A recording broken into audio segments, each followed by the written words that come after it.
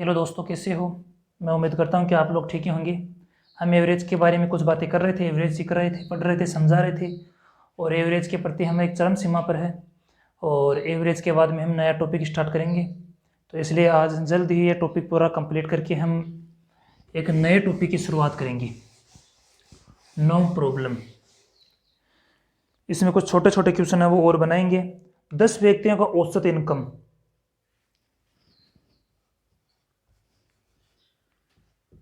10 व्यक्तियों का महीने का औसत इनकम, औसत इनकम महीने का औसत इनकम 3,000 रुपये है तथा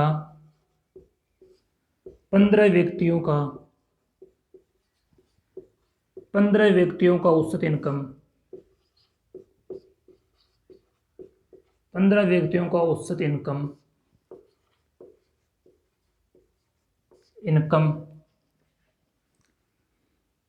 15 व्यक्तियों का औसत इनकम मान लो 2,000 रुपये है।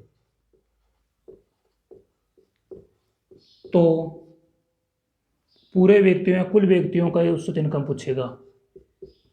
कुल व्यक्तियों का औसत इनकम बताए।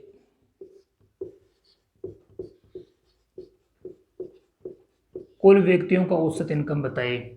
10 व्यक्तियों का महीने का औसत इनकम 3,000 रुपये है और 15 व्यक्तियों का महीने का औसत इनकम है जो भी 2,000 रुपये है। तो बोलेगा कि कुल का औसत इनकम बताइए। ऐसे क्वेश्चनों को हम कैसे बनाएंगे। 10 व्यक्तियों का महीने का जो औसत इनकम है, 10 व्यक्तियों का महीने का जो औसत इनकम है वो हमारा 3,000 रुपये, ठीक है। 15 व्यक्तियों का जो महीने का औसत इनकम है वो है हमारा 2,000 रुपये।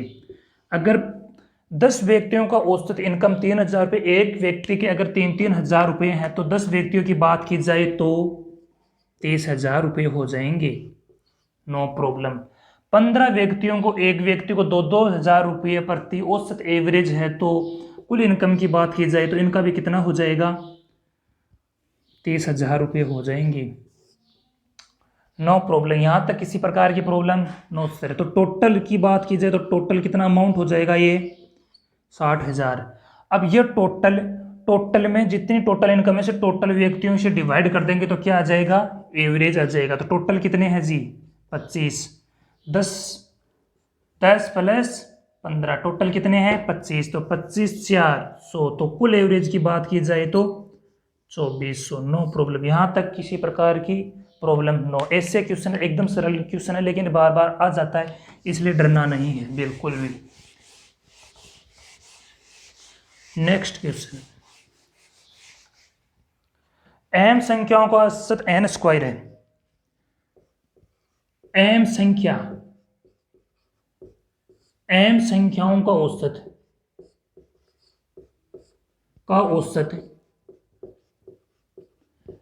m संख्याओं का औसत n स्क्वायर है तथा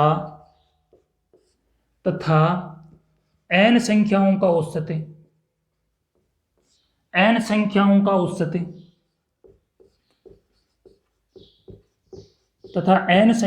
औसत है जो m स्क्वायर है। तो बताओ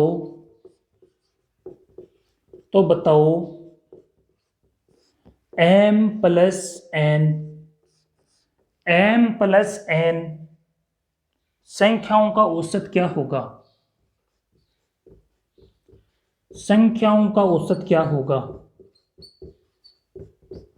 का औसत बताए।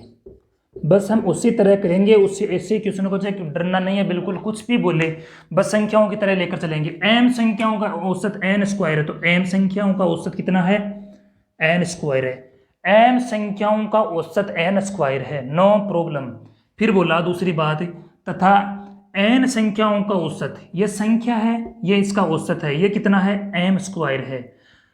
m संख्याओं की कोई एवरेज की बात कर रहा है, कुछ m संख्याएं हैं, कुछ भी, जैसे हम बोलते हैं 10 संख्याओं का औसत 15 है, इसी प्रकार 15 संख्याओं का औसत 10 है। इसी प्रकार से यह क्वेश्चन किया गया है। तो m संख्याओं का औसत n स्क्वायर है, इसका मतलब टोटल की बात की जाए तो mn स्क्वायर हो जाएगा। तो औसत से अगर संख्याओं से गुणा किया जाए तो टोटल योग आएगा, तो इसमें क्या हो जाएगा n इंटू एम स्क्वायर हो जाएगा। फिर टोटल से टोटल में डिवाइड करें तो ये देखो ना, इधर क्या आएगा m into n square plus n into m square हो जाएगा। और इधर की टोटल की बात की जाए तो m प्लस एन ही तो इसमें पूछा है, m प्लस एन का मान ही तो इसमें पूछा गया, तो m प्लस एन का मान बताइए। तो हम कैसे करेंगे ये देखिए, तो इधर इसमें डिवाइड करेंगे किससे, m प्लस एन से, टोटल में टोटल से डिवाइड कर देंगे तो m और n का दोनों का औसत यहाँ निकल के आएगा। तो इसमें से यहाँ से देखो ना, m और n में से कॉमन लो, m और n में से एक m ले लो, एक n कॉमन ले लिया, तो इधर तो क्या बच गया जी, इधर क्या बच गया, इधर एक n बच जाएगा और इधर क्या बच जाएगा, m बच जाएगा, नो प्रॉब्लम। फिर देखिए इधर, फिर m प्लस n, तो m और n से कैंसिल लगी तो इसका आंसर क्या आ जाएगा nm स्क्वायर। तो m प्लस n संख्याओं का औसत हो जाएगा mn। मैं एक बार से दोबारा रिपीट कर रहा हूँ, n संख्याओं का औसत n स्क्वायर है तो टोटल mn स्क्वायर होगा। टोटल सम कितना हो जाएगा mn स्क्वायर। n संख्याओं का औसत m स्क्वायर तो टोटल nm स्क्वायर हो जाएगा। तो टोटल कितना हो गया mn square plus nm square. Total से डिवाइड करना है m प्लस n से, टोटल से डिवाइड करने के बाद तो औसत आएगा, तो टोटल से डिवाइड करके mn कॉमन ले लो, इधर बचेगा n प्लस m, तो इससे m प्लस n से काटने पर कितना बचेगा m into n, no problem. इससे क्वेश्चनों को इससे बनाना है। नेक्स्ट,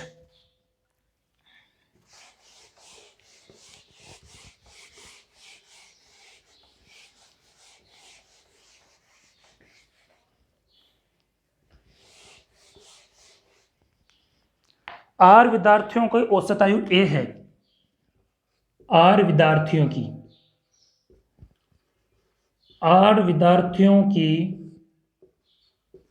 औसत आयु,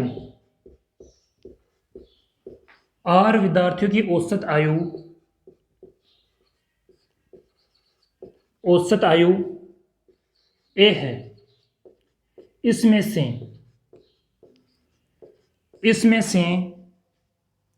s विद्यार्थियों की औसत आयु b है, s विद्यार्थियों की,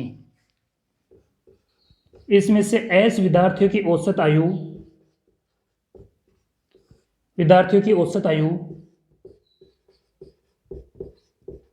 इसमें से s विद्यार्थियों की औसत आयु b है। तो शेष की औसत आयु बताइए, तो शेष की औसत आयु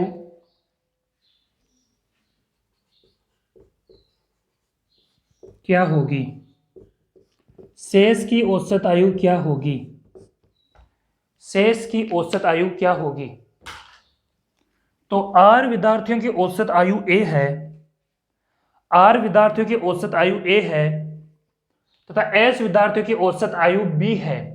तो शेष बच जाएंगे, r टोटल विद्यार्थियों की संख्या क्या है, यहाँ r है, और इन सभी का एवरेज, क्लास में कुल विद्यार्थियों की संख्या पूछे तो यहाँ r है विद्यार्थियों की संख्या, और जिनका एवरेज पूरी क्लास का एवरेज है a। इसमें से अगर s विद्यार्थियों को निकाल दिया जाए और जो निकाले गए विद्यार्थी हैं उसका एवरेज b है, तो बोलेगा कि शेष, जितने शेष कैंडिडेट बच गए उसका एवरेज क्या होगा। ये इस क्वेश्चन का मेन से अर्थ है। चलो ठीक है, ऐसे क्वेश्चनों को हम कैसे बनाएंगे देखिएगा। r विद्यार्थियों की औसत आयु a है, ये तो हम बराबर करते आ रहे हैं, ऐसे ही करेंगे। r विद्यार्थियों की औसत आयु b a है, सॉरी, तो टोटल एज की बात की जाए तो r इंटू a हो जाएगा। फिर बोला इसमें से s विद्यार्थियों की औसत आयु b है, तो टोटल की बात की जाए तो क्या हो जाएगा, s भी हो जाएगा। फिर देखो टोटल औसत क्लास का एवरेज पूरा क्या है, क्लास की टोटल एज का योग क्या है, RA है। क्लास की पूरी क्लास का एवरेज टोटल कितना है, RA है। औसत कुल A है तो टोटल योग कितना हो गया, RA हो गया। और जिसमें से S विद्यार्थी हैं उसका एवरेज B है तो टोटल एवरेज कितना हो गया, SB हो गया। No problem. फिर देखिए हमें क्या चाहिए यहाँ, हमें चाहिए इनमें से जितने कैंडिडेट, ये निकालने के बाद जितने कैंडिडेट बच गए उसका एवरेज।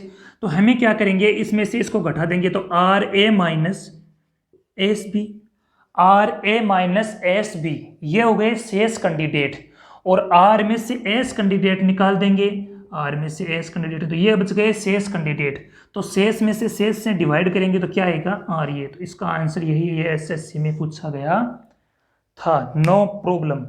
एबीसी संख्याओं का अब नेक्स्ट चलेंगे थोड़ा सा और, एक बार इसको देखना चाहते हो तो देख लिया क्या जी।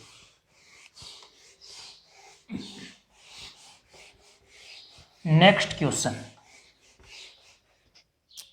बोलेगा कि ए बी सी का औसत, ए बी और सी का, ए बी और सी का औसत है ना, ए बी सी का औसत एम है, ए बी सी का औसत एम है, और a B plus B C plus C equal to 0, a B plus B C plus C a equal to 0 हो, शून्य है जी, है ठीक है, 0 हो तो पूछेगा कि ए स्क्वायर बी स्क्वायर और सी स्क्वायर का औसत क्या होगा। तो ए स्क्वायर बी स्क्वायर और सी स्क्वायर का औसत बताए, औसत बताओ। ए स्क्वायर बी स्क्वायर और सी स्क्वायर का औसत बताए, अपने शब्दों में व्यक्त करें। ऐसे क्वेश्चनों को हम किससे बनाएंगे जी, ए बी और सी का औसत, तो ए बी और सी को, तो इसको ए बी और सी को हम कैसे लिख सकते हैं, ए प्लस बी प्लस सी, ये इन संख्याओं का योग। ए बी सी के औसत की बात कर रहा था तो संख्याओं का योग, राशियों का योग बटा राशियों की संख्या, तो राशि कितनी है 3, तो इक्वल टू क्या दे रखा है इसने, एम दे रखा है। ए प्लस बी प्लस सी बटा 3 बराबर ए बी सी का औसत एम बोला है, इसका मतलब राशियों का योग बटा राशियों की संख्या बराबर एम है, तो राशियों का योग ए प्लस बी प्लस सी और बटा 3 बराबर एम के बराबर है। तो इसको मैं और अगर आगे लिखना चाहूं तो कैसे लिख सकता हूं, A plus B plus C equal to 3m लिख दिया, नो प्रॉब्लम। देखो फिर आगे एक बात और बोली, वो क्या बोली कि a B plus B C plus C a equal to 0 है, A B plus B C plus C a equal to 0 है। उसके बाद बात की कि इन संख्याओं को औसत क्या होगा, तो A square plus B square plus C square का बट्टा औसत की बात तो डिवाइड बाई 3, इसका मान पूछा है। मेरे को A plus B plus C नजर आ रहा है, A B plus B C plus C A नजर आ रहा है, A square plus B square plus C square नजर आ रहा है। इसको देखकर मुझे एक फीलिंग आती है कि कोई ना कोई फॉर्मूला लग रहा है यहाँ, तो वो फॉर्मूला लग रहा है, वो एक algebra and number system, algebra का एक फॉर्मूला लगेगा, बीजगणित का। बीजगणित में हम काफ़ी बातें करेंगे, अभी नेक्स्ट कोई टॉपिक चालू करेंगे उसके बाद हम बीजगणित पढ़ेंगे, तो बीजगणित में उसके बारे में काफ़ी बातें करेंगे, लेकिन ये फॉर्मूला एक बार हम यहाँ लिखेंगे।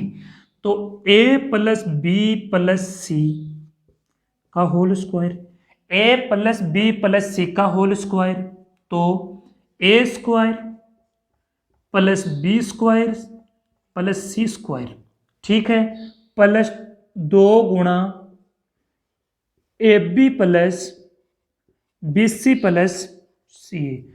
इस फॉर्मूले को मैं इसलिए लिखा क्योंकि मैंने 3 चीजें जो एक क्वेश्चन में दे रखा है वो साफ साफ इस फॉर्मूले में नजर आ रहा है, और इस फॉर्मूले के अकॉर्डिंग ही इस क्वेश्चन को हम बनाएंगे। वो देखिए भाई, ए प्लस बी प्लस सी का मान क्या है यहाँ 3m, तो मैंने लग दिया 3m, स्क्वायर का स्क्वायर लगा दिया, बराबर A square plus B square plus C square का मान पूछा है, 3 बाद में काम में ले लेंगे, इसको ऐसे के ऐसे रख देंगे, A square plus B square plus C square, no problem. फिर देखो 2 into A B plus B C plus C A, इसका मान 0 दे रखा, तो इधर टोटल क्या हो गया 2 से 0 को मल्टीप्लाई करेंगे तो 0 हो जाएगा, नो प्रॉब्लम। फिर देखिए इसको करें ना, कंप्लीट करें ना इसको। इधर क्या है, इधर है 3m square, 3m square equal to a square, 3m square, ठीक है, b square plus c square, तो ये खुलेगा कि तो कितना आएगा 9m square equal to a square plus b square plus c square. तो हमें क्या चाहिए, हमें इसका औसत चाहिए, तो हम इसको 3 से डिवाइड करेंगे ना, तो इसको 3 से डिवाइड करेंगे तो इसको भी 3 से डिवाइड करना होगा, इसको 3 से डिवाइड करें तो क्या आएगा 3m स्क्वायर, ये इसका क्या होगा आंसर होगा। क्या आप मेरी बात को समझे, एक बार से मैं इसे दोबारा से समझा रहा हूं कि a b c का औसत दे रखा है m है, और ab plus B C plus C a, ab plus B C plus C a equal to 0 दे रखा है, और पूछा है कि a स्क्वायर बी स्क्वायर और सी स्क्वायर का औसत क्या होगा। तो ab plus B A B और सी का औसत m होने का मतलब a plus B plus C बटा 3 का मान कितना हो गया, m हो गया। तो a plus B plus C का मान की बात की जाए तो 3m हो गया, ठीक, इतना काम हम छोड़ दिया। उसके बाद हम सेकंड लाइन को उठाया तो देखा कि a B plus B C plus C equal to 0 है, वो मैंने ऐसा का ऐसा कर दिया।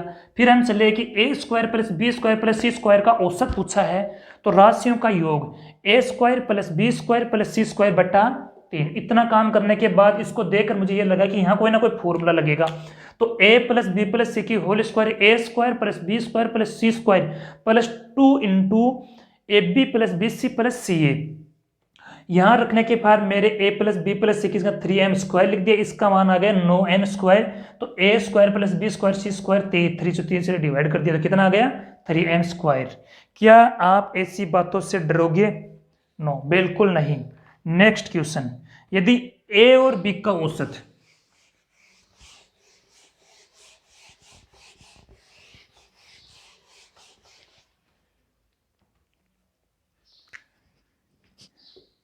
यदि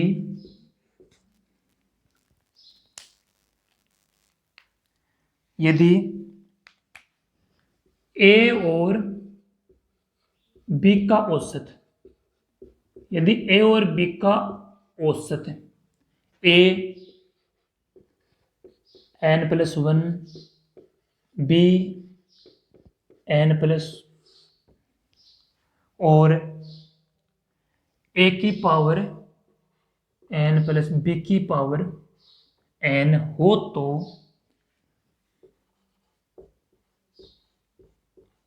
तो find the value of n। n का मान क्या होगा, n का मान क्या होगा, n का मान की जरूरत है। a और b का औसत हमें दे दिया, a और b का औसत हमें दे दिया कि a की power n plus 1 plus b की पावर n प्लस 1 बटा a की पावर n प्लस b की पावर n है। तो बताओ n का मान क्या होगा। हमें इसे बनाना है, हमें इसे देखना है कि हमें n का कोई ऐसा मान निकाले, n का कोई हम ऐसा मान निकालेंगे, हम इसको कुछ रख भी सकते हैं। देखो ऑप्शन देता हूं मैं आपको, a b c और d 1 2 0 3, ये हमारे ऑप्शन है इस क्वेश्चन के लिए, ठीक है। मान लो ये ऑप्शन है। n का मान हमें ऐसा रखना है, इसकी जगह m का मान ऐसा रखना है कि a प्लस बी का औसत बन जाए। तो देखो पहले बात तो ये कि a प्लस बी का औसत का मतलब क्या हुआ, राशियों का योग बटा राशियों की संख्या। तो a प्लस बी राशियों का योग हो गया और ये राशियों की संख्या। हमें चाहिए ये, हमें चाहिए a प्लस बी बट्टा में 2। पूछा ना a और b का औसत ये है, तो a और b का औसत मतलब राशियों की योग बट्टा राशियों की संख्या। यहाँ ये बोल देता 2 और 3 का औसत ये है, तो 2 और 3 का औसत अगर बोल देता तो 2 और 3 का औसत ये, तो हम क्या करते हैं इसका पहले औसत निकाले 2 प्लस 3 बट्टा में 2, तो कितना हो जाता 2.5 हो जाता। इसका हम निकाल चुके, समझ चुके कोई सम संख्या है लगातार है तो उसका रेशियो जो आता है वो बीच वाली संख्या होती है, ऐसे हम काफी बातें कर चुके हैं शुरू में। चलो ठीक है, फिर देखिए हमें यह चाहिए इसके साथ ऐसा कोई खिलवाड़ करे, इसके साथ ऐसा कोई खिलवाड़ करे तो हम ये ला सके। चलो लाएंगे। देखो कि हमें इसमें से कुछ मानेंगे। देखिए इधर a की power n plus 1 plus b की पावर n प्लस 1 बटा a की पावर n प्लस b की पावर n। ठीक, अगर मैं a की पावर n की जगह a रखूं तो a की स्क्वायर प्लस b स्क्वायर बटा यहां क्या होगा a प्लस b। तो इसका तो हम किसी भी सिचुएशन में ये मान नहीं ला सकते, इसका किसी भी स्थिति में हमें कंडीशन फुलफिल करनी है। ये समझ लो हमें कोई ना कोई कंडीशन फुल करनी है, इसका मान इसमें रखकर देखना है और ये मान आ जाएगा, वही हमारा आंसर होगा। और जो रखेंगे मान वही उसका आंसर हो जाएगा, एन की वैल्यू हो जाएगी। चलो फिर हम देखते हैं आगे और चलते हैं और देखते हैं आगे क्या होता है। देखो हम जैसे ही जीरो रखेंगे, ए की पावर 0 प्लस 1 प्लस बी की पावर 0 प्लस 1 बटा ए की पावर 0 प्लस बी की पावर 0। ठीक, तो ए की पावर 0 रखने का मतलब क्या हुआ, यहाँ ए की पावर 0 प्लस 1 1, तो ए की पावर 1 का मतलब ए ही होता है, और बी की पावर 0 प्लस 1 का मतलब 1, और बी की पावर 0 मतलब बी ही होता है। No problem. ए की पावर 0 अगर किसी भी संख्या के, वो संख्या कितनी भी बड़ी क्यों ना हो जाए, चाहे वो संख्या ओड हो, इवन हो, किसी भी प्रकार की कोई भी संख्या हो, अगर उसके ऊपर पावर अगर 0 होती है तो उसका मान, यूनिवर्सल ट्रूथ है, ऑलवेज 0 होता है। उसका मान हमेशा 0 होगा, किसी भी चाहे कितनी भी बड़ा संख्या क्यों ना हो, अगर उसकी पावर 0 हो तो मेरे कहने से यह बात निकल गई कि एक का पावर अगर 0 है तो उसका मान क्या होगा, बी का पावर 0 है तो इसका मान क्या होगा, 1 होगा। चाहे कितनी भी बड़ी संख्या क्यों ना हो, अगर उसके पावर 0 है तो उसका मान हमेशा, ऑलवेज यूनिवर्सल ट्रूथ है कि मान उसका हमेशा ही क्या होगा, 1 होगा। तो 1 की पावर 0 का मान 1 प्लस बी की पावर 0 का मान 1, तो करो ना a प्लस बी बटा 2, ये आ गया। ठीक है, इसका मतलब n का मान हमें, इसका मतलब ये हुआ दोस्तों, n का मान अगर हम 0 रख देंगे, अगर m का मान हम 0, n का मान हम 0 रख देंगे तो हमारा मान है, जो कंडीशन है जो फुलफिल हो जाएगा, a प्लस बी का औसत निकल के आएगा। एक बार इसको देख लीजिएगा। हम नेक्स्ट चलते हैं।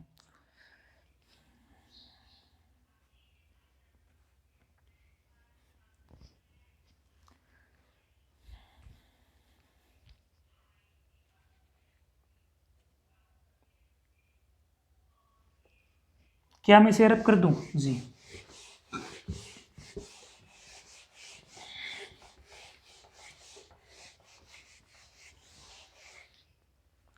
एबीसी की औसत आए, ए बी सी की औसत आए,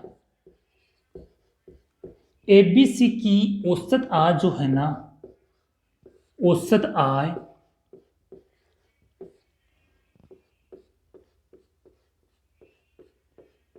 11,111 करोड़ रुपया है।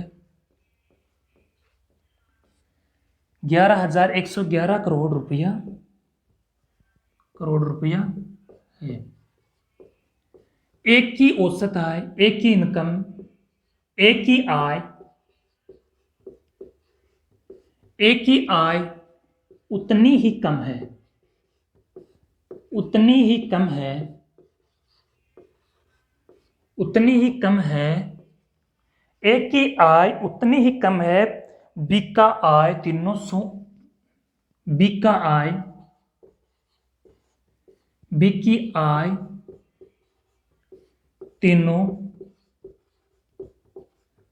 तीनों की औसत आय से औसत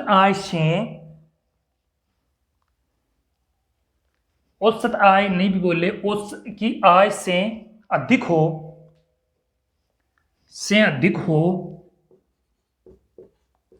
तो सी की आय बताइए। Very very important question. A B की औसत आय 11,111 करोड़ रुपया है, एक की आय उतनी ही कम है कि बी की आय तीनों की आय से अधिक है जी। अगर इसकी बात की जाए, इसको देखा जाए तो ए बी सी की औसत आय की बात की जाए तो ए बी सी की औसत इनकम, ए अगर ए बी सी की औसत आय 11,111 करोड़ रुपए है तो तीनों की बात की जाए, तीनों की बात की जाए, मान लो तीनों की इनकम कितनी हो जाएगी, तीनों की इनकम कितनी हो जाएगी, 3 से मल्टीप्लाई कर देंगे तो ए प्लस बी प्लस सी, तो कुल इनकम, पूरी इनकम कितनी हो गई, 3 3 3 और 3 और 3, नो प्रॉब्लम। क्या यहां तक कोई प्रॉब्लम नहीं।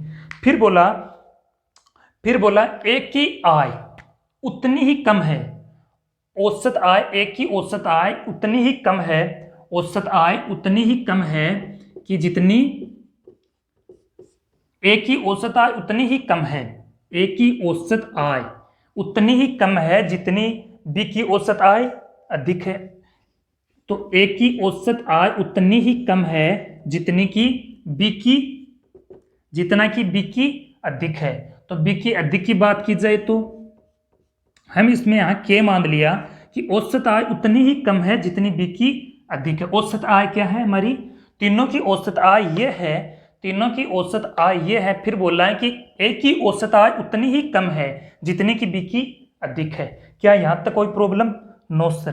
तो यहां से इसको हल करो ना, क्या हो गया, ये कट गया। तो यहां से ए और प्लस बी, ए और बी का मान कितना बचा, 2 2 2 2 और 2। तो यहाँ ए प्लस बी का मान निकल चुका, हमारे यहाँ ए प्लस बी का मान निकल चुका है और हमें के पास हमें दे रखा है कि ए प्लस बी प्लस सी, ए प्लस बी प्लस सी का मान कितना है जी, 3 3 3 3 और 3। ये मान किसका है, ए प्लस बी प्लस सी, बल्कि ए और बी का मान क्या है, तो ए प्लस बी का मान हमारे पास क्या है, 2 2 2 2 और 2। तो इसको करो ना माइनस, तो यहां से ये तो कट जाएगा, सी का मान आएगा कितना आएगा, 1 1।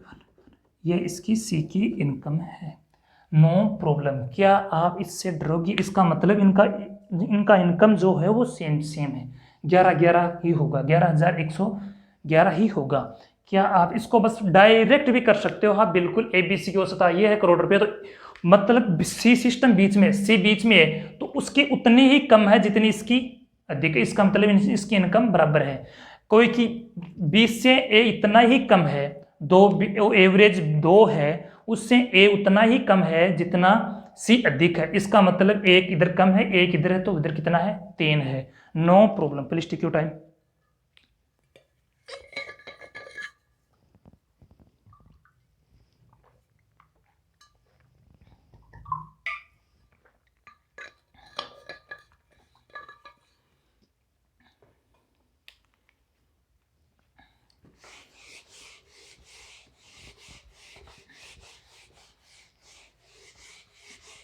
तीन संख्याओं का कुछ औसत बोल देगा, 3 संख्याओं का औसत ये। Next question, next type. 3 संख्याओं कुछ औसत बोल देगा और फिर बोलेगा कि पहली संख्या दूसरी की आधी है, तीसरी की 1/3 है। 3 संख्याओं का औसत बोल दे कुछ भी, मान लो कि बोल दिया कि 3 संख्याएं हैं ए बी और सी, इनका एवरेज की बात करेगा कि मान लो 60 है, उसका एवरेज 60 है, तो टोटल की बात करें तो 3 से गुणा कर देंगे। तो ए प्लस बी प्लस सी, तीनों संख्याओं की अगर योग की बात कर दी जाए तो 180 हो जाएगा, नो प्रॉब्लम, यहां तक कोई प्रॉब्लम। फिर बोलेगा, उसके बाद बोलेगा कि पहली संख्या ए संख्या है जो दूसरी की आधी और तीसरी की मान लो कि 1/3 है या 1/4 है, नो प्रॉब्लम। ऐसे कुछ बोलेगा, पहली संख्या दूसरी की आधी हो गई और तीसरी की 1/3 है, तो ऐसे क्वेश्चनों को हम क्या कर लेते हैं, बराबर कर लेते हैं और इधर के मान लेते हैं। एक बार इसको हम ऐसे करते हैं, उसके बाद हम डायरेक्ट ही करेंगे इसको। पहली संख्या है जो दूसरे की आधी है, तीसरी की 1/3 है, इन तीनों संख्याओं को हम के मान लिया। यहां देखा कि जाए तो a = के हो जाएगा और b/2 = भी क्या होगा, के, और c/3 = भी क्या हो जाएगा, के हो जाएगा। ठीक है, फिर देखो कि एक का मान तो के है, नो प्रॉब्लम। बी की बात की जाए तो क्या होगा, 2k, और सी की बात की जाए तो क्या होगा, 3k हो जाएगा। ठीक है, तो जैसे ही ए बी और सी का अनुपात निकाले, जैसे ही हम ए बी और सी का अनुपात निकाले तो के 2k और 3k हो जाए, यहाँ से के कैंसिल हो जाए तो 1:2:3 आ जाएगा। तो बी और सी का अनुपात क्या आ गया हमारा 1:2:3 आ गया। हम इसको ऐसे नहीं बनाएंगे, जैसे ही वो बोलेगा कि ए बी और सी, पहली संख्या दूसरी की आधी है और तीसरी की 1/3, नो प्रॉब्लम। हम इसको ऐसे ऐसे के लिखेंगे कि जो आएगा मान वो इधर चला जाएगा, वो जैसे ही मान इसके नीचे रखेंगे वो इधर चलता, हम डायरेक्ट ही रख देंगे 1, 2 और 3। क्या आप डरोगे? फिर देखो इसका मान दे रखा, टोटल का मान दे रखा a प्लस बी प्लस, तो टोटल कितना है ये 6, तो 6 का मान कितना है 180। तो पूछ लेगा कि एक का मान बताओ, तो आप एक का मान बता देना, क्या जाता है 6 इधर रखते हैं और एक जो है वो मल्टीप्लाई करके यहाँ आता है, तो 6 कितना हो गया 30। किसी का भी मान पूछे, तीनों में किसी का पूछे, एक क्वेश्चन आप बना ले ऐसा कि नहीं 3 संख्याओं का औसत 60 है, किन्हीं 3 संख्याओं का औसत, किन्हीं 3 संख्याओं का औसत,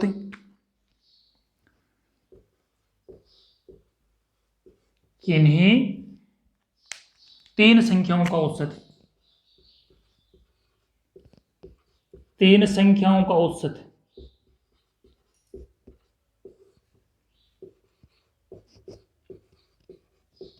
किन्हीं 3 संख्याओं का औसत 60 है। फिर बोलेगा कि पहली संख्या दूसरी की 1/3, तीसरी की 1/4 है।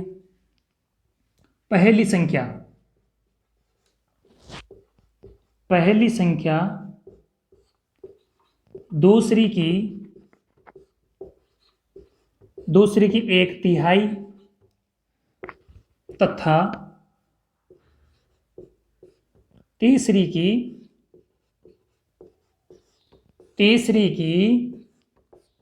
तीसरी संख्या की 1/4 है। तो बताओ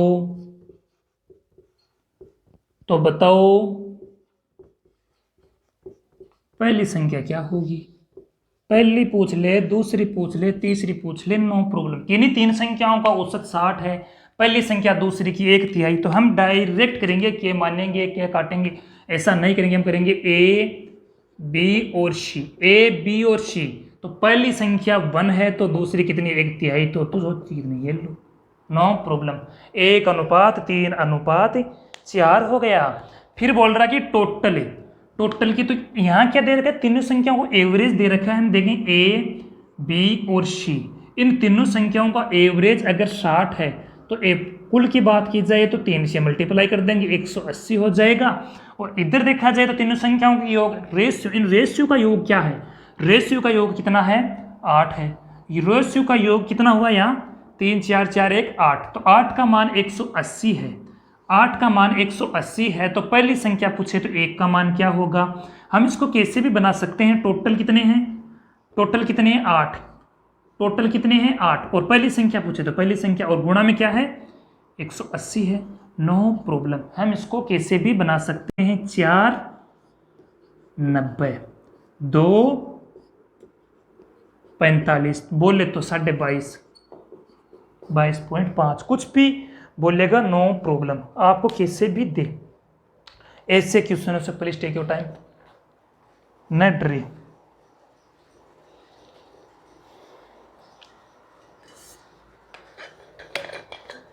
एक निश्चित सप्ताह में ताजमहल देखने वालों की औसत संख्या 40 है।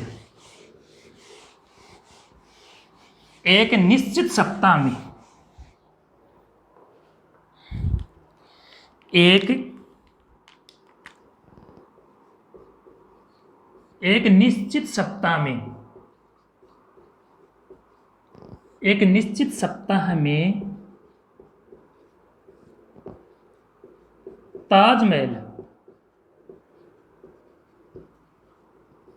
ताजमहल देखने वालों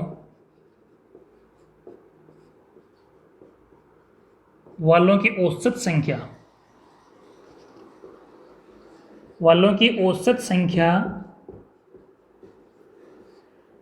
संख्या जो है ना वो कितनी है, मानो कि 40 है। एक निश्चित सप्ताह में ताजमहल देखने वालों की औसत संख्या 40 है। यदि अवकाश के दिन को हटा दिया जाए, यदि अवकाश के दिनों को हटा दिया जाता है तो औसत है। अवकाश के दिनों को हटा दिया जाता है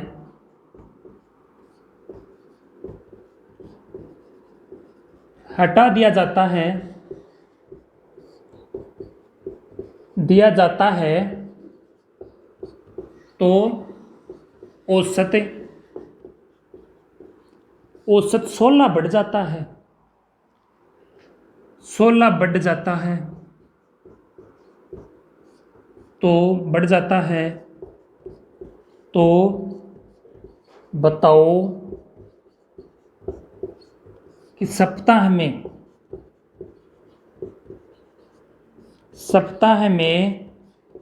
कितने दिन का, तो बताओ कि सप्ताह में कितने दिन का छुट्टी अवकाश रहता है या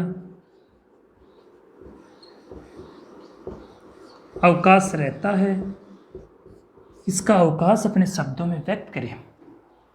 देखो, एक निश्चित सप्ताह में ताजमहल देखने जाते हैं।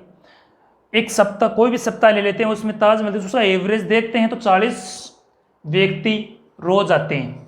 यदि अवकाश के दिनों को हटा दिया जाए, यदि इसमें अवकाश होता उनके दिनों को हटा दिया जाता है कि भाई ये तो है ना कि सप्ताह में पूरे सप्ताह वो ताजमहल देखने जाते हैं, तो इसका मतलब उसमें कुछ छुट्टियां होती है। अगर उन छुट्टियों को दिन को हटाकर उसका एवरेज देख लिया जाता है तो एवरेज क्या होता है, 16 बढ़ जाता है। इसका मतलब ये साफ हो चुका है कि उन छुट्टियों की वजह से ही एवरेज 16 बढ़ता है। उन छुट्टियों की वजह से एवरेज 16 बढ़ता है। इसको हम डिटेल से भी बनाएंगे और इसको हम डायरेक्ट भी बनाएंगे। आप देखिएगा, देखो जी भाई, पहले इसको हम डायरेक्ट बनाते हैं। देखो, अगर वो 40 सप्ताह में दिन कितने होते हैं, 7। सप्ताह में 7 दिन होते हैं और एवरेज क्या है, 40। सप्ताह में 7 दिन, तो देखो छुट्टी आए चाहे कुछ भी आए, लेकिन इसका मतलब ये हुआ कि 7 4 28, 280 लोग सप्ताह में जाते हैं।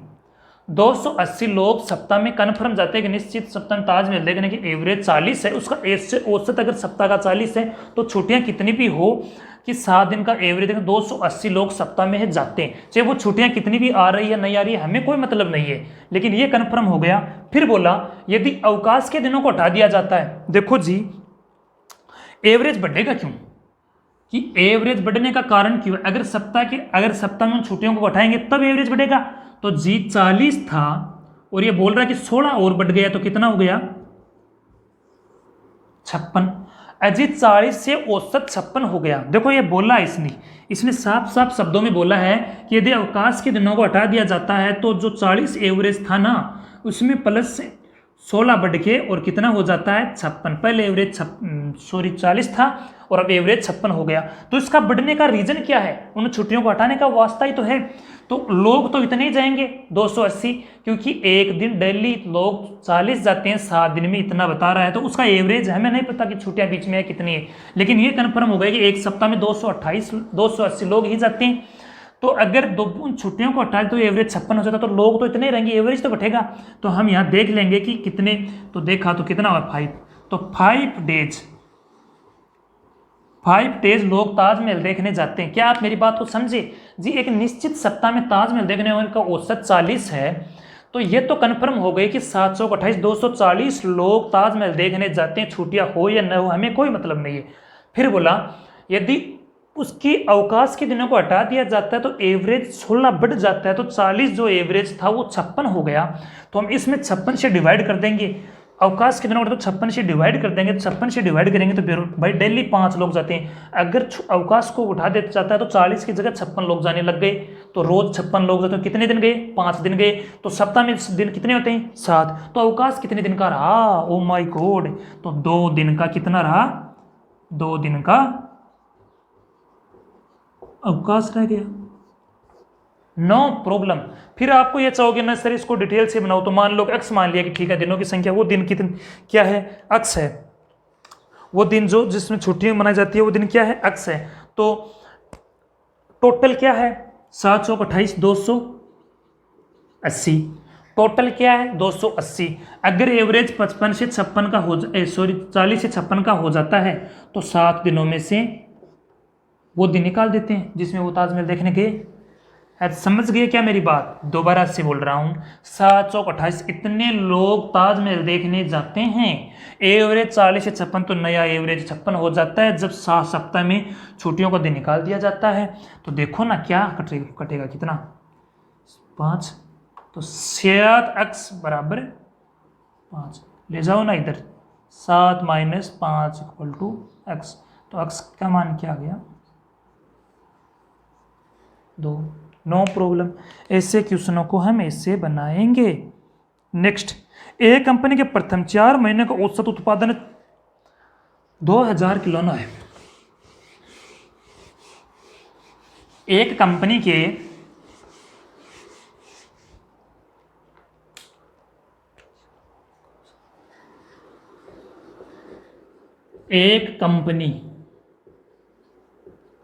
प्रथम 4 महीने का औसत,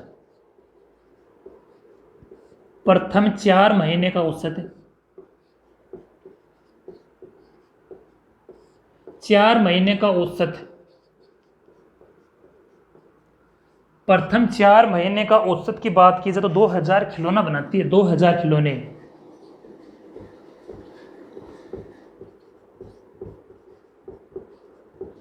2000 खिलौने हैं। और पूरे वर्ष की बात की जाए, पूरे वर्ष का औसत, पूरे वर्ष का एवरेज औसत जो है ना, पूरे वर्ष का औसत जो है ना वो 2600 खिलौना है। 2600 खिलौने हैं। 26 से खिलौने हैं तो शेष 8 महीने का औसत क्या होगा? शेष 8 महीने का औसत खिलौना जो वो 8 महीने औसत खिलौना, 8 महीने का औसत बताए। देखो बहुत सी सिंपल सी बात है कि एक कंपनी है जो प्रथम 4 महीने में ये एवरेज निकालती है और पूरे वर्ष का, तो एक तो सीधी सी बात ये है कि जी हम इसको अगर वैसे बनाएंगे तो ये लो आप हमारा समझ लो कि ठीक है 12 महीने टोटल, ये 12 महीने का अड़ंगा है, 12 महीने का अड़ंगा है, नो प्रॉब्लम, 12 महीने का सिस्टम है। तो ये के एवरेज क्या बोल रहा है 2600 है। और प्रथम 4 महीने की बात कर रहा है कितना 2000 रुपये। क्वेश्चन तो यही तो है। और पूछ लिया हमसे ये 8 महीने वाला, पूछ लिया हमसे 8 महीने वाला। हम इसको बना सकते हैं। इसके बनाने की जो है वो देखिए कि जी पूरी साल का एवरेज है, पूरी साल का। देखो एक बार इसको समझेंगे। अगर इसको हम डायरेक्ट कैसे बनाएं, इसको हम डायरेक्ट एग्जाम में कैसे बनाएं, वो बात तो फिर सिंपल है, वो तो आप बनाओ कि वो तो डायरेक्ट मैं बता देता हूँ, फिर आप बनाओ, ठीक है। यदि 4 महीने का एवरेज बोल रहा है, फर्स्ट 4 महीने का एवरेज बोल रहा है कि 2000 खिलौने बनाए, और पूरी साल को एवरेज जो आ रही है, पूरी साल का जो एवरेज आ रहा है, ये 12 महीने का जो एवरेज आ रहा है वो क्या है 2600 है। तो 4 महीने में इसने कितने खिलौने कम बनाए वो पर कि कह रहा है कि 2600 एवरेज आना चाहिए 12 महीने का, एक साल का 12 महीने का 2600 एवरेज आना चाहिए, पर मंथ 2600 खिलौने बनाने। लेकिन ओ माय गॉड, फर्स्ट 4 महीने तो इसने 2-2000 खिलौने बना पाया। इसका मतलब प्रथम 4 महीनों में, प्रथम 4 महीने जो थे ना उसमें कितने खिलौने कम बना पाया 600। भाई एवरेज चाहिए मुझे, 12 महीने का एवरेज चाहिए, मैं पर मंथ 2600 खिलौने बनाऊंगा, पर मंथ में 2600 खिलौना बनाऊंगा, ये मेरा टारगेट है। लेकिन प्रथम 4 महीने में कोई कारण होगा, कोई वजह होगी, तो प्रथम 4 महीने में मैं 2-2000 खिलौने ही बना पाया। तो मैं 8 महीने में कितने खिलौने बनाऊं कि मेरा कुल ओवरऑल एवरेज देखा जाए तो वो 2600 हो जाए। ये इस क्वेश्चन है, ठीक है जी। तो पहले 4 महीने जितना कम बनाए वो 8 महीने में बाद में कवर करना होगा। तो मैंने पहले 4 महीने में 600 कम बनाए, 2000 ही एवरेज ले पाया, लेकिन मुझे चाहिए था 2600। तो मैंने 600 कम बनाए कितने महीने में 4 महीने में, तो 4 महीने तो मेरे को 2400 और बनाने होंगे। 2400 2600 एवरेज तो 8 महीने का मेरे को चाहिए ही चाहिए। ये देखो 2600 तो लाना ही लाना होगा, पर मंथ 2600 तो बनाने ही बनाने होंगे, लेकिन 2400 ये भी तो और मैं ही तो बनाऊंगा ना जी। अजी ये खिलौने बनाने मेरे को अगले नेक्स्ट 8 महीने में, तो 1 महीने में कितना खिलौना बनाना होगा बोले तो 300, तो 2600 तो वो बना ही बना रहा है, लेकिन ये उसको खिलौने और बनाने होंगे, तो उसका एवरेज देखा जाए अगला वो क्या हो जाएगा 2900। एक बार इसको मैं दोबारा से समझा रहा हूं कि प्रथम 4 महीने का एवरेज 2000 खिलौनों का है और पूरी साल का, पूरे वर्ष का उसका औसत है 2600 खिलौना का। इसका मतलब स्पष्ट हो चुका है कि मुझे पूरा साल ओवरऑल देखा जाए तो मुझे 2600 एवरेज दिखाना होगा। 4 महीने में मैंने 2000 खिलौने ही बना पाया, पर मंथ 2000 खिलौना बना पाया। इसका मतलब मैं 4 महीने में गड़बड़ कर चुका हूँ, मेरा एवरेज बहुत कम है। मैंने 600 पर मंथ खिलौने कम बना पा रहा हूँ, 4 मंथ इतना ही कम बना पाया, तो मैंने 4 महीने 2400 खिलौनों का लॉस कर लिया है। अगर मेरे एवरेज को देखा जाए तो, साल के एवरेज को देखा जाए तो वो 2400 खिलौने मुझे और बनाने, तो मैं 8 महीने में बनाऊंगा। 8 महीने बनाऊंगा तो 1 महीने का कितना बनाऊंगा 300 बनाऊंगा, तो मैं 2600 तो वो बनाऊंगा, 300 ये बनाऊंगा, तो मुझे अगले 8 महीने का एवरेज जो है वो कितना रखना होगा 2900 खिलौने पर मंथ रखना होगा, तब जाके मेरा काम कंप्लीट होगा, मतलब कि 2600 एवरेज आएगा। क्या आप समझे जी? देख लो, अगर आप इसको डिटेल से बनाना चाहते हो, अगर आप इसको डिटेल से बनाना चाहो तो मैं आपको एक सिंपल से बता सकता हूं, आप इसको बनाना देखना, आप बना लिए। सिंपल सी बात है कि 12 महीने का एवरेज जो मेरा है वो मेरा 2600 है। 12 महीने का एवरेज 2600 है, तो ओवरऑल देखा जाए तो 12 गुना 26, और देखा जाए तो 4 महीने का जो एवरेज है वो मेरा कितना है 2000 का, तो कितना हो गया 8000। इसको इसमें से माइनस कर लो और 8 से डिवाइड कर दो, नो प्रॉब्लम। ये टोटल है, इसमें से ये घटा लेंगे, फिर बचेगा 8 में 8 से डिवाइड कर दें तो क्या आएगा 2900 आएगा। क्या आप इस बात से डरोगे?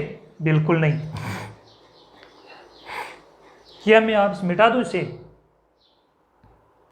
26,000 देख लिए, देखना चाहते हो तो कर सकते हो, 26,000 तो 2600 सॉरी, तो 26,000 तो 1 हो गया 10 महीने का, 2600 यहाँ तक ले लो तो 26,000 तो 1 हो गया, और 26 दूनी 5200 1 हो गया, तो इसको ऐड कर लो, क्या हुआ 0 0 2 5 6 11 3 31,200 हो गया, और 31,200 तो ये कितने लोगों में बटेगा, ये कितने लोगों में बटेगा, ये 8 लोगों में। कितने बच गए थे 8 मंथ बच गए, तो 7 8 दूनी 16, देख लो कितना आ रहा है। जितना होगा उसमें से उसको डिवाइड कर देंगे। ये तो इसका मल्टीप्लाई आया, सॉरी ये इसका मल्टीप्लाई आया, कितना हुआ 31,200। इसमें से ये 8000 माइनस करोगे, ये 8000 माइनस करने के बाद जो बचेगा 0 0 2, और कितना हुआ 11 8 3, ये 32, और फिर उसमें से 32 132 0 0 2 32, ये इधर कितना बच गया 2 बच गया। अब इसको डिवाइड कर दे, किससे, किसका चाहिए 8 का चाहिए ना, 8 दूनी 16 और 9 और डबल 0, ये आ गया ना 2900। ये ऐसा करना होगा, लेकिन आप क्वेश्चन ना बनाए, कैलकुलेशन न करें। कैलकुलेशन न करने का मतलब आप समझे, इस क्वेश्चन को समझे तो कैलकुलेशन करने की जरूरत नहीं होगी, डायरेक्ट मल्टीप्लाई। अगर इसी को मल्टीप्लाई अगर आपको करना भी हो तो उसको ऐसे डायरेक्ट बनाइए, 26 दूनी 10 से मल्टीप्लाई कर लिए, कितना हो गया 26,000 हो गया, और 2600 को 2 से मल्टीप्लाई कितना होगा 5200, तो कितना हो गया 31,200। 31,200 में से कितने घटा लोगे 8,000 घटा लोगे, 8,000 जो बचेगा उसको 8 से डिवाइड कर देना, नो प्रॉब्लम। क्या आप ऐसी बातों से डरोगे? No sir. नेक्स्ट चलते हैं। एक कंपनी में सभी कर्मचारियों का औसत वेतन, हाँ देखो कि एक संस्था में सभी कर्मचारियों को औसत वेतन दे रखे कि 15,200 रुपया है, नो प्रॉब्लम। फिर बोला और सीनियर कर्मचारियों को औसत वेतन बता रहा कि 18,000 रुपया है। एक संस्था है, उस संस्था में सभी जितने भी कर्मचारी हैं उसको इनकम देखा जाए तो 15,200 रुपया पर मंथली मिलते हैं। मान लो सीनियर कर्मचारियों को औसत वेतन है 18,000 रुपया, तथा जूनियर कर्मचारी है उसका वेतन है 12,000 रुपये। तो संस्था में जूनियर और सीनियर दो ही तरह के कर्मचारी है, संस्था में जूनियर और सीनियर दो ही तरह के कर्मचारी हैं। तो कर्मचारियों की संख्या दे देगा टोटल, और पूछेगा कि मान लो 72 संख्या दे दी या कुछ भी संख्या दे देगा, बोलेगा कि बताओ कि कर्मचारियों की संख्या, सीनियर कर्मचारियों की संख्या क्या होगी, जूनियर कर्मचारियों की संख्या क्या होगी, और अगर ये संख्या न देता तो यह भी पूछ सकता है कि कुल कर्मचारियों को सीनियर कर्मचारियों का कितना भाग है, कुल कर्मचारियों को जूनियर कर्मचारियों का कितना भाग है। नो प्रॉब्लम, इससे कैसे भी बना दे हमें बनाएंगे। देखो इधर ऐसे क्वेश्चन को हमें पता चल गया कि सीनियर कर्मचारियों कुल कर्मचारी की बात कर रहा है, तो हमें दिख रहा है कि कुल कर्मचारी है 15,200। 15,200 कुल कर्मचारी है, प्रॉब्लम। फिर बोला कि सीनियर कर्मचारी, मैं यहां लिखता हूं सीनियर, यहां लिखता हूं जूनियर कर्मचारी। सीनियर और जूनियर कर्मचारी की बात करते हैं। सीनियर कर्मचारियों की संख्या है 18,000 और जूनियर कर्मचारियों की है। ऐसे क्वेश्चनों को हम एलिगेशन से बनाते हैं। ऐसे क्वेश्चनों को हम दोस्तों एलिगेशन से बनाएंगे। एलिगेशन से बनाएंगे तो हमारे लिए ये थोड़ा सा इजी हो जाएगा। ये 12,000 है और ये कितना है 15,200, तो इधर कितना बच गया 2800 बच गया। नो प्रॉब्लम, इधर कितना बच गया 2800 बच गया। और इधर की बात की जाए तो ये कितना है 18,000, ये कितना बच गया, तो 15,200 माइनस 1200 कितना बचा 3200 और इधर 2800। नो प्रॉब्लम, 2 से 2 कट जाएंगे, कितना हुआ 8 चौक 32, 7 चौक 28, 8:7। जहाँ अगर 8 कर्मचारी सीनियर है तो 7 कर्मचारी जूनियर है। नो प्रॉब्लम, तो इसका एवरेज क्या, सॉरी इसका रेशियो क्या आया, सीनियर एंड जूनियर कर्मचारियों का रेशियो आया 8:7। तो हमें ऐसी संख्या रखनी होती है जहाँ कर्मचारी, यहाँ तो कर्मचारी तो है ना कि पॉइंटों में कोई कर्मचारी आता है, ये तो है भी नहीं, तो यहाँ से कर्मचारियों की संख्या कुछ ऐसी ही रखनी होती है, जैसे 72 माना, ऐसे कुछ भी कर्मचारी रख लो, जो मान लो यहाँ 75 कर दिए, वो 15 से हम आराम से कट जाते। तो कुल कर्मचारियों की संख्या मान लो 75 हो तो सीनियर कर्मचारी या जूनियर कर्मचारी जो भी बोले, जूनियर कर्मचारी की टोटल कर्मचारी कितने हो गए जी 15, और ये कितने हो गए 7, ये कितना है 75। तो डिवाइड करो ना, 15 5 75 और 7 5 35, तो जूनियर कर्मचारियों की संख्या कितनी हुई 35 हुई। नो प्रॉब्लम, ऐसे क्वेश्चनों को हम ऐसे बनाएंगे। Please take your time. हाँ जी देखो करो एक बार, बनाइएगा। सचिन और गांगुली की औसत आयु 35 वर्ष है। यदि सचिन के बदले में मोहम्मद कैफ आ जाने से औसत आयु 32 वर्ष हो जाता है, और यदि गांगुली के बदले में मोहम्मद कैफ आ जाने से औसत आयु 38 वर्ष हो जाती है। धोनी और पठान की औसत आयु, धोनी और पठान की औसत आयु सचिन, गांगुली और मोहम्मद कैफ की औसत आयु की आधी है। तो इन पांचों की औसत आयु बताइए। इन पांचों की औसत आयु अपने शब्दों में व्यक्त करें। बनाएंगे आराम से। देखो सचिन और गांगुली की औसत आयु, सचिन प्लस गांगुली की औसत आयु की बात कर रहा है, तो वो बोल रहा है 35 वर्ष है। यहाँ तक प्रॉब्लम, नो प्रॉब्लम। फिर बोला यदि सचिन के बदले में मोहम्मद कैफ, ये सचिन है, इसके बदले में मोहम्मद कैफ आ जाए, गांगुली वैसा का वैसा रहेगा, तो आ जाए तो उसका औसत एज कितना हो जाता है 32 वर्ष हो जाता है। यदि गांगुली के बदले में मोहम्मद कैफ आ जाए, सचिन वैसा का वैसा रह जाएगा। यदि गांगुली के बदले में मोहम्मद कैफ आ जाता है तो एवरेज 38 वर्ष हो जाता है। नो प्रॉब्लम, यहाँ तक कोई प्रॉब्लम बिल्कुल भी नहीं। फिर देखो, फिर बोलेगा अब इसको अगर देखा जाए तो इसकी कुल देखा जाए तो कुल कर लो ना, कितना होगा कुल एज कितना होगा, 2 से मल्टीप्लाई करेंगे। इनकी कुल एज की बात की जाए तो इनसे 2 से मल्टीप्लाई करेंगे, वो करिएगा 35 70, ठीक है 35 तो 70 हो जाएगी, इसका 64 हो जाएगा और इसका कितना हो जाएगा 76। इसको ऐड कर लो, इसको ऐड करो तो 2 बार M 2 बार S और 2 बार G, तो मैंने लिख दिया 2 या S G और M। सचिन, गांगुली और मोहम्मद कैफ, इनकी योग की बात कर रहे, तो 6 4 10 की शून्य, 6 4 10 की शून्य, 7 या 21 210 हो गया। No problem. देखा जाए तो सचिन प्लस गांगुली प्लस मोहम्मद कैफ की एज की अगर योग की बात की जाए तो 2 से काटोगे तो कितना आएगा 105। यहाँ तक कोई प्रकार की प्रॉब्लम ना जी, बिल्कुल नहीं। क्या किया मैंने, सचिन और गांगुली की औसत आयु 35 वर्ष है, सचिन के बदले में मोहम्मद कैफ आ जाता तो औसत आयु 32 हो जाती है, और यदि गांगुली के बदले में मोहम्मद कैफ आ जाता है तो एज 38 हो जाती है। 2 से मल्टीपल कुल एज आ गई। यहाँ 2 बार ले लिए, 2 बार है एस जी और एम, इसका एवरेज है। इसका एज की बात करें कुल तो क्या हो गई 105। फिर पढ़ेंगे आगे। हम यहाँ तक कंप्लीट बातें कर चुके हैं। फिर बोल रहा है कि धोनी और पठान, धोनी और प्लस और पठान की औसत आयु डिवाइड बाई 2 की औसत आयु सचिन, गांगुली और मोहम्मद कैफ की औसत आयु को मतलब 3 की औसत आयु, सचिन और इसकी औसत आयु, सचिन गांगुली और मोहम्मद कैफ की आयु की आधी है, 1/2 है। यह लाइन आगे और दे रखी है इसने। आप मेरी बात को समझ गए क्या? धोनी और पठान की औसत आयु, धोनी प्लस पठान की औसत आयु, सचिन गांगुली प्लस मोहम्मद कैफ की औसत आयु डिवाइड बाई 3। औसत आयु का 1/2 है, 1/2 है, हाफ है, नो प्रॉब्लम। तो हमें क्या करेंगे, एस प्लस जी प्लस एम का जो मान है वो एस जी और एम यहाँ रख देंगे।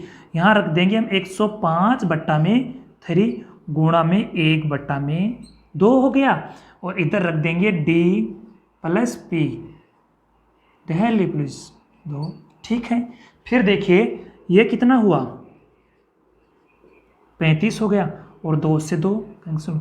तो हमने देखा डी और बी का जो मान आया वो 35 आया।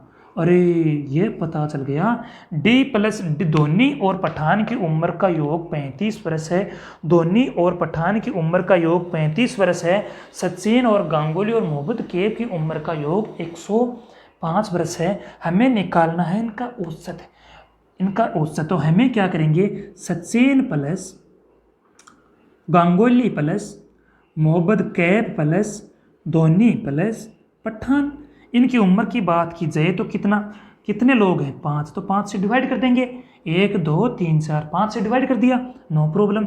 105 प्लस 35 140 हो गया, 140/5 काटे तो 28। तो सचिन प्लस, तो इन पांचों लोगों की बात की जाए, Sachin plus Ganguly plus Mohammad Kaif plus Dhoni plus Pathan, इनकी एवरेज की बात की जाए तो कितनी हो गई 28 वर्ष। क्या आप मेरी बात को समझे जी? मैं एक बार से दोबारा से मैं रिपीट कर रहा हूँ कि सचिन और गांगुली की औसत आयु 35 वर्ष, टोटल है 70 वर्ष हो गई। सचिन के बदले में मोहम्मद कैफ आ जाते तो औसत 32, तो एवरेज 64, औसत 32 तो टोटल उम्र 64 वर्ष हो गई। यदि गांगुली के बदले मोहम्मद कैफ आ जाता है तो दोनों की योग कितना 76 वर्ष हो गया। यहाँ 2 कॉमन ले लिए, 2 बार होने के प्रति। फिर मैंने देखा तो s Sachin plus Ganguly plus Mohammad Kaif की उम्र 135 वर्ष हो गई। फिर बोला है इसने कि धोनी प्लस पठान की औसत आयु सचिन प्लस गांगुली प्लस मोहम्मद कैफ की औसत आयु का 1/2 भाग है। तो मैंने वैसा ही कर दिया, 3 से डिवाइड कर दिया, 1/2 कर दिया। इनकी योग 135 से 3 से डिवाइड कर दिया, कितना हो गया 35 हो गया, 2 से 2 कट गया, तो डी प्लस पी का मान कितना हो गया 35। तो 35 तो इनका हो गया, धोनी प्लस पठान की उम्र कितनी है 35, और सचिन प्लस गांगुली प्लस मोहम्मद कैफ की उम्र कितनी है 105। दोनों को जोड़ा तो 140, और 140 को 5 से डिवाइड कर दिया तो कितना हो गया 28 वर्ष हो गया, no problem. Please take your time.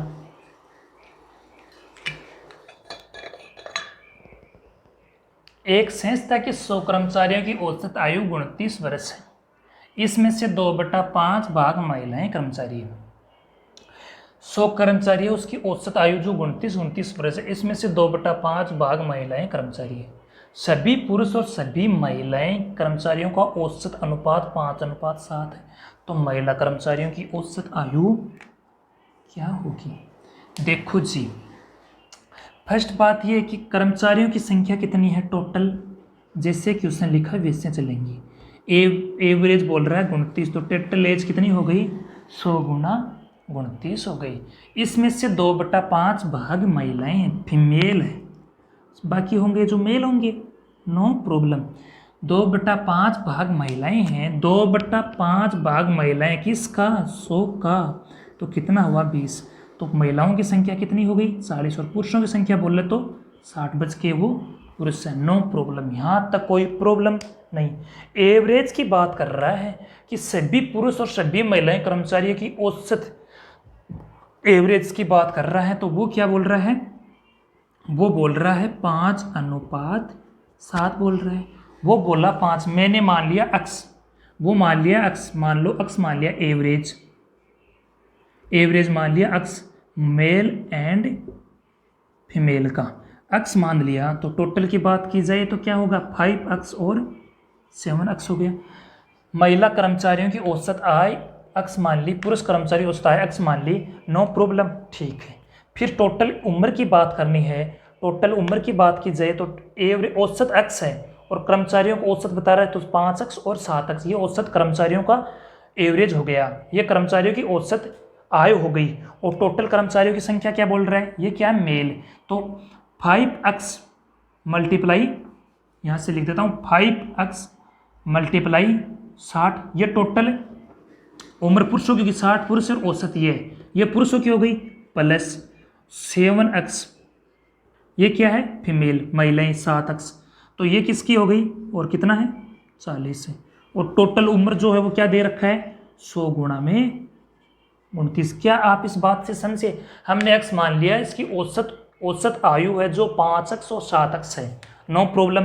फिर बोला है कि इनकी टोटल उम्र कितनी हो गई, औसत है 29 वर्ष, 100 कर्मचारियों की औसत आय कितना है 29 वर्ष, तो 100 गुणा 29, तो ये टोटल बराबर टोटल, तो दोनों को मैंने यहाँ से बराबर कर दिया। इसको मल्टीप्लाई करिए जा, 6 पंच 30, 300 एक्स प्लस 7 चौक 28, 280 एक्स हो गया, नो प्रॉब्लम, 100 गुणा में 29 हो गया। और करो ना, एक बार इसको काटे ना, क्योंकि यहाँ से सही हो जाएगा। फिर कितना हो गया 580 एक्स इक्वल टू 100 गुणा में 29, 0 से 0 काट तो ना 28, 2, तो अक्स का मान कितना हो गया जी 5, अक्स का मान 5 हो गया, अक्स का मान 5 हो गया। हमें किसकी संख्या चाहिए, हमें किसकी संख्या चाहिए, महिला कर्मचारियों की औसत आयु क्या होगी, तो महिला कर्मचारियों की यहाँ क्या है 7 अक्स है, तो अक्स का मान कितना है, तो 7 गुणा 5, तो कितनी हो गई जी 35, नो प्रॉब्लम। एक संस्था, एक बार बोल रहा हूँ मैं, एक संस्था के 100 कर्मचारियों की औसत आय 29 वर्ष है, इसमें से 2/5 भाग महिला कर्मचारियां हैं, सभी पुरुष और सभी महिला कर्मचारियों की औसत अनुपात 5:7 है। तो मैंने अक्स मान लिया 5 अक्स और 7 अक्स, ठीक है। तो 5 अक्स गुणा पुरुष कितने हैं 60, तो टोटल उम्र हो गई इनकी, 7 अक्स महिलाएं हैं, उम्र टोटल संख्या कितनी है 40, तो टोटल उम्र की, तो टोटल ये भी इसका टोटल, और 100 एवरेज 29 वर्ष आ रहा है और लोग टोटल 100 है, तो 29 गुणा में 100, तो ये बराबर, ये इसके बराबर हो। यहाँ अक्स का मान काट लिया, अक्स का मान निकालने के बाद यहाँ 7 अक्स माना तो 35 वर्ष हो गई, no problem, please take your time.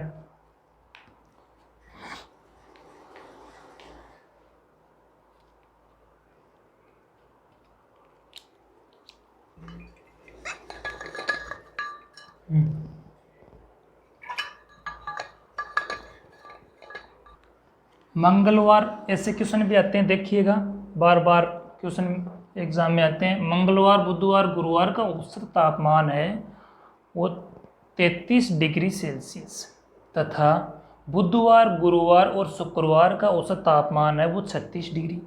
तो यदि शुक्रवार का तापमान 30 डिग्री है तो मंगलवार का तापमान बताइए। हम इसको कैसे बनाएंगे, देखिए मंगलवार बुधवार गुरुवार, मंगलवार बुधवार प्लस गुरुवार, मंगलवार प्लस बुधवार प्लस गुरुवार का औसत तापमान जो है वो 33 डिग्री। अगर टोटल की बात की जाए, टोटल योग की बात की जाए तो एवरेज है ना, औसत है, इसलिए टोटल कितना हो जाएगा 99। एक बार इसको गुणा न करें क्योंकि सरल करने में इजी हो जाएगा। बुधवार,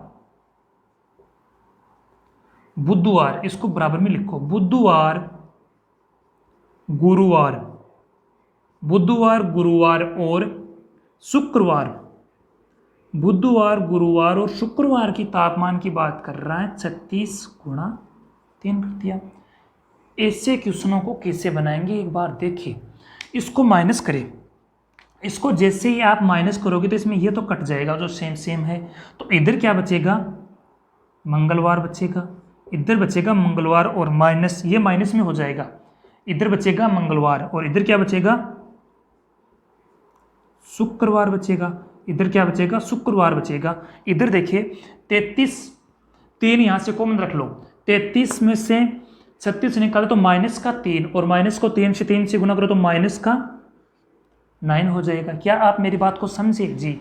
तो मंगलवार माइनस शुक्रवार, मंगलवार माइनस शुक्रवार इक्वल टू माइनस का 9। फिर क्या दिया इसने, क्योंकि शुक्रवार का तापमान, ओ शुक्रवार का तापमान ये क्या है, मंगलवार है, ये क्या है, मंगलवार, नो प्रॉब्लम। फिर शुक्रवार का तापमान दिया इसने 30 डिग्री और इधर क्या दे दिया, माइनस का 9 दे दिया, नो प्रॉब्लम। अब क्या करो, मंगलवार ये प्लस का है, इधर जाएगा तो माइनस का हो जाएगा, 9 प्लस डिग्री में रहेगा पूरा, 9 प्लस ये 30 हो गया डिग्री, ठीक है। 9 में से घटाओ तो मंगलवार का तापमान क्या आ जाएगा, तो 9 माइनस के 9 घटाओगे तो कितना आएगा, 21 डिग्री, नो प्रॉब्लम। मंगलवार, बुधवार और गुरुवार का औसत तापमान दे रखा है, तो हमने इसको मल्टीप्लाई कर लिया, ये योग हो गया, इसको मल्टीप्लाई, ये योग हो गया, इसमें से घटा लिया तो मंगलवार, मंगल माइनस शुक्र बच गया, माइनस 9 बच गया, और फिर मंगलवार ये इसका दे रखा है, डिवाइड करके किसका आ गया, मंगलवार का औसत तापमान आ गया, नो प्रॉब्लम। एक क्वेश्चन ऐसा ही और बनाए, क्या इसे रब कर दूं,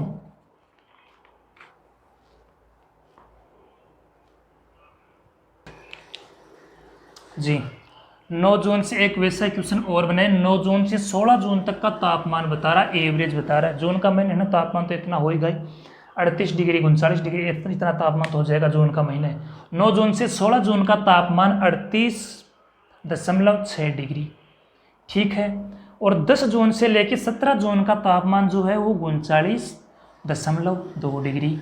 तो 9 जून का तापमान ये दे रखा है, तो पूछेगा 17 जून का तापमान बताइए, ठीक है। हम वही करेंगे, 9, 10, 11 और देखा जाए तो 16 जून का जो औसत तापमान बताया इसने वो कितना है, 38.6 डिग्री, नो प्रॉब्लम। देखो जी, 9 जून से लेके 16 दिन, 9, 10, 11, 12, 13, 14, 15 और 16, तो कितना हो गया,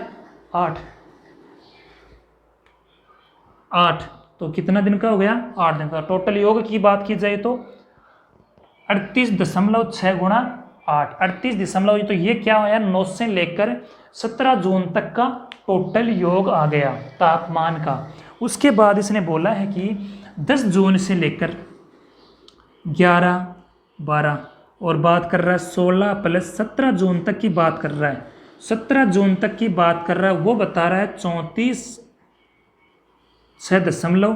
तो हम टोटल योग की बात की जाए 10 से 17 कितने दिन होंगे, 8 दिन, तो ये इसका योग आ गया। हम इसको क्या करेंगे, माइनस करेंगे। हम इसको क्या करेंगे, माने तो इसमें ये तो कट जाएगा, इसमें ये तो कट जाएगा, यहाँ बचेगा 9, यहाँ बचेगा 9 और उसके बाद इसमें यहाँ बचेगा 9 और आगे इसमें 9 और आगे कितना बचेगा, कटेंगे तो 17 बच जाएगा। तो 17, 9 टू 17, तो इसका जो अंतर जो आएगा वो कितना आएगा, 38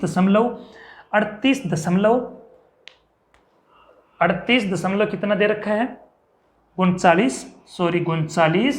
देखो 10 जून से लेकर 17 जून का तापमान कितना है, 39.2, तो यहाँ से कितना बचा, 2, 4, 4, 2, 6, तो 0.6 बच गया, क्योंकि 38 में कितने और मिले, 0.4 और मिले, तो 39 और 2 और कितने हो गए, 0.6। और ये जो रेशियो कॉमन लेके 8 कॉमन लेके इसको डायरेक्ट मल्टीप्लाई कर दो, ठीक है, नो प्रॉब्लम। तो 6, 8, 48, तो 9, 17 जून जो दे रखा है वो कितना होगा, 6, 8, 48, 4.8 डिग्री तापमान हो गया। फिर दे रखा है इसने किसका तापमान दिया, इसने दे रखा है 9 जून का तापमान।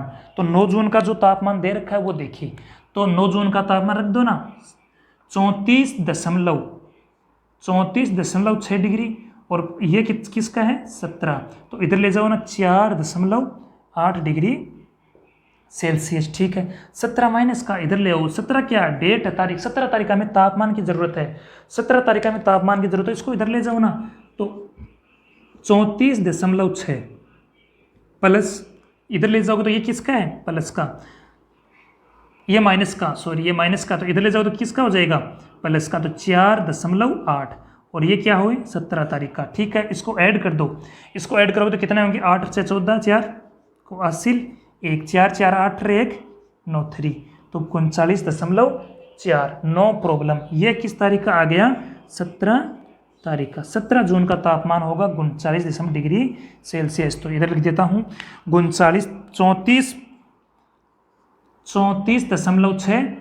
34.6 डिग्री इक्वल टू 17 तारीख का। यहाँ किसका नौ का कितना दे रखा है, यहाँ से कितना दे रखा है 4 माइनस का 4.8, इधर ले जाओ ना और इसको इधर ले आओ तो